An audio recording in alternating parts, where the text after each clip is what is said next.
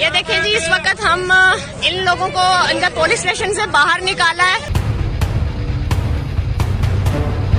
नाज़रीन, पाकिस्तान का फरसुदा निज़ाम किस कदर नंगा हो रहा है, इसकी एक झलक आपको दिखाने जा रहे हैं। किस कदर ये ऐसे तकलीफ दे मनाजिर हैं कि आपको आज पाकिस्तानी होने पे शर्मिंदगी महसूस होगी। पाकिस्तान में इंतखाबात थे, लेकिन इन इंतखाबात को आज मजाक बना दिया गया। वहां पर किस किस्म के मनाजिर सामने आए आप देखेंगे कि कैसे वहां पर ठप्पे पे ठप्पे लगाए गए, और जैसे कि पाकिस्तान में रियासत नाम की चीज ही ना हो। इंतजामिया के सामने तमाम तर कार्रवाई की गई। ये तमाम तर मनाजिर आपको मुकम्मल दिखाएंगे जो तेजी से इंटरनेट पर वायरल भी देखे जा रहे हैं। लेकिन इसके साथ साथ आपसे रिक्वेस्ट है कि हमें कमेंट करके बताएं कि क्या आप इस फरसुदा निजाम का हिस्सा रहना पसंद करेंगे। हमारी वीडियो को लाइक करें, शेयर करें और लाजमी कमेंट करें।